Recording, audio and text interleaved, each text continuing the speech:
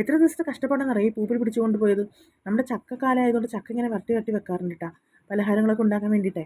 അപ്പോൾ പിന്നെ ഒക്കെ അമ്മയ്ക്ക് അസുഖം വന്നതിന് ശേഷം എല്ലാം വെള്ളത്തിലായി. പിന്നെ അത് ചൂടാക്കാനോ പിടിക്കാനോ വരട്ടാനൊന്നും കഴിയാത്തപ്പോൾ ഒക്കെ പൂപ്പിൽ പിടിച്ച് അവസാനം കൊണ്ട് കളയേണ്ടി വന്നു കേട്ടോ.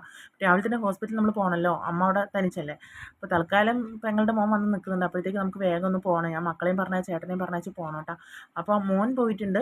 അച്ചു വേഗം തന്നെ 8:30 പോകും. അമ്മൂനും 9:30 സ്കൂളിലേക്ക് എത്തിച്ചിട്ടുണ്ട്. 9:00 8:45 സമയമാകുമ്പോഴേക്കും ഞങ്ങൾ സ്കൂളിലേക്ക് എത്തിച്ചിട്ടുണ്ട്. ഇനി ഏട്ടനും കൂടി പോകണം കേട്ടോ.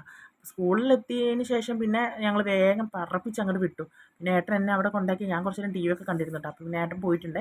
പിന്നെ പൂരി മസാല ഉണ്ടായിരുന്നു, പൂരി മസാല കറിയൊക്കെ ഉണ്ടായിരുന്നു, പൂരിയും ബജി കറി എന്ന് പറയും. അപ്പോൾ അത് ഞാൻ കഴിച്ചു. പക്ഷേ അവിടെ വാങ്ങി വെച്ചിട്ടുണ്ടായിരുന്നു കേട്ടോ ഏട്ടൻ. വരുന്ന വഴിക്ക് നമ്മൾ വാങ്ങിച്ചിട്ടുണ്ടായിരുന്നു. അത് കഴിച്ചു. അതൊക്കെ കഴിച്ചു. ഞാൻ നല്ല വിശപ്പുണ്ടായിരുന്നു കേട്ടോ. എനിക്ക് സത്യം പറഞ്ഞാൽ രാവിലെ തന്നെ ഇവരെല്ലാം ഓട്ടപ്രദർശനം നിന്നിട്ടുണ്ടെങ്കിൽ എനിക്കൊന്നും കഴിക്കാനോ പിടിക്കാനോ നേരം കിട്ടിയിട്ടില്ല. അപ്പോൾ ഏകദേശം ഒരു 11 സമയത്ത് ഞാനത് കഴിച്ചിട്ടുണ്ടായിരുന്നേ. അതൊക്കെ കഴിഞ്ഞ് പിന്നെ പെട്ടെന്ന് തന്നെ ഞാൻ പോകണം. എനിക്ക് 2 മണീൻ്റെ ബസ്സിന് തിരിച്ചു പോകണം. കുട്ടികൾ എത്തുമ്പോഴത്തേക്ക് എനിക്ക് വീട്ടിൽ തിരിച്ചെത്തണം. അപ്പോഴത്തേക്ക് ഏട്ടൻ വരും കേട്ടോ. അപ്പോൾ അങ്ങനെ ഞാൻ അവിടെ നിൽക്കുമ്പോഴാണ് നമ്മുടെ ഒരു പോലീസ് വണ്ടി ഹോസ്പിറ്റലിൽ കണ്ടത്. എന്തോ എന്തോ എന്തോ ഹോസ്പിറ്റൽ കേസ്, സൂയിസൈഡ് കേസ് എന്തോ സംഭവം വന്നിട്ടുണ്ടെന്ന് തോന്നുന്നു, അറിയില്ല കറക്റ്റായിട്ട്. അത് കഴിഞ്ഞ് ബസ് കയറി ഞാൻ വേഗം വീട്ടിലെത്തിയിട്ടുണ്ട് കേട്ടോ. വീട്ടിലെത്തിയിട്ട് ഞാൻ നോക്കുമ്പോൾ ഫുഡൊന്നും കഴിച്ചില്ലല്ലോ. അപ്പോൾ കൊണ്ടുപോയ ഫുഡൊക്കെ വെറുതെ വേസ്റ്റാണെന്ന് വെച്ചാൽ ഞാൻ വേഗം ഫുഡൊക്കെ കഴിക്കാൻ നിന്നിട്ടാ. പിന്നെ അതെല്ലാം കഴിഞ്ഞപ്പോൾ മോള് വന്നിട്ടുണ്ട്. അപ്പോൾ തന്നെ ഏട്ടനൊക്കെ വന്നിട്ടുണ്ടായിരുന്നേ.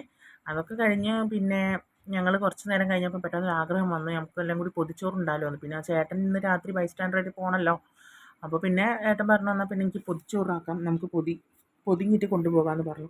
അപ്പോൾ പിന്നെ പ്രത്യേകിച്ച് കുറേ കറികളൊന്നും ഉണ്ടായിരുന്നില്ല.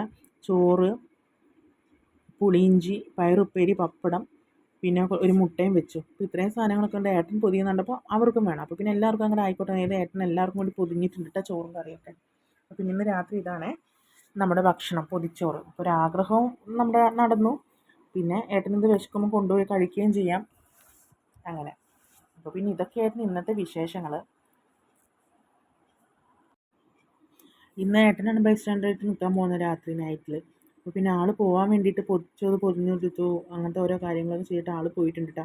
അതിനുശേഷം ഞാൻ മക്കളെ പഠിപ്പിക്കാനൊക്കെ ഇരുന്നുണ്ടായി. പഠിപ്പിക്കാനല്ല, ഇവർക്ക് വേഗം എങ്ങനെയെങ്കിലും പൊതിച്ചോറ് കഴിക്കണം എന്നുള്ള ആഗ്രഹമായിരുന്നു. പിന്നെ പെട്ടെന്ന് തന്നെ വേഗം പഠിച്ചെല്ലാം കഴിഞ്ഞ് ഒരു 8-8:30 ആകുമ്പോഴത്തേക്കും രണ്ടാളും കൂടി ഭക്ഷണം കഴിക്കാൻ ഇരുന്നുണ്ടായേ. അപ്പം അമ്മയ്ക്ക് വീഡിയോ എടുക്കണ്ടല്ലേ എന്ന് പറഞ്ഞിട്ട് രണ്ടാളും പൊതി കാണിച്ചു തരാണ് എനിക്ക്. പൊതിച്ചോറൊന്ന് കുട്ടികൾ ഹാപ്പിയായി എന്തായാലും. അവർ കുറേ ദിവസമായല്ലോ പറയുന്നു ഫുഡൊക്കെ കഴിഞ്ഞു. അപ്പോൾ ഞാൻ വരുന്നതിനെക്കാട്ടി മുന്നേ എല്ലാം ഒക്കെ തുറന്ന് നോക്കിയിട്ട് അവസാനം പൊതിയൊക്കെ കീറി വെച്ചിട്ടുണ്ട് കേട്ടോ.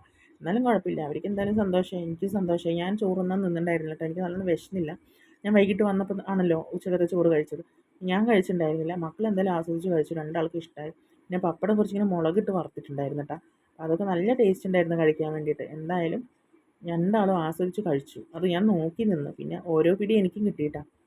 അതിനുശേഷം പിന്നെ ഞാൻ ഇവരുടെ കഴിപ്പ് നോക്കിയിരിക്കാതെ ഞാൻ 2 സബർജിലെടുത്ത് കഴിച്ചു കേട്ടോ. എനിക്ക് കഴിക്കണമല്ലോ, വിശക്കും കുറച്ച് നേരം കൂടി കഴിഞ്ഞാൽ വിശന്നാലോ എന്ന് കരുതിയിട്ട് ബോണസായിട്ട് ഞാൻ 2 സബർജിലെടുത്ത് കഴിച്ചു. പിന്നെ ഞാൻ വന്ന് നോക്കുമ്പോഴത്തേക്ക് ഇലയൊക്കെ നക്കി തുടച്ച് വടിച്ച് വൃത്തിയാക്കിയ പോലെ ഇരുന്നിട്ടുണ്ടായിരുന്നത്. നക്കിയിട്ടൊന്നുമില്ല കേട്ടോ, തുടച്ച് വൃത്തിയാക്കി കഴിച്ചു എന്നുള്ള. അവർക്ക് രണ്ടൊക്കെ നന്നായിട്ട് ഇഷ്ടപ്പെട്ടിരുന്നു. പിന്നെ മോൻ്റെ മൂൺ വാക്ക് ഡാൻസും കാര്യങ്ങളൊക്കെ കണ്ടിരുന്നു. അത് കണ്ട് ഞാൻ സബർജിലും കഴിച്ചു. അപ്പോൾ ഇത്രയൊക്കെ ഉള്ളൂ. ഇതൊക്കെ കഴിഞ്ഞ് ഞങ്ങൾ പോയി കിടന്നുറങ്ങി കേട്ടോ. അപ്പോൾ tata bye bye, see U.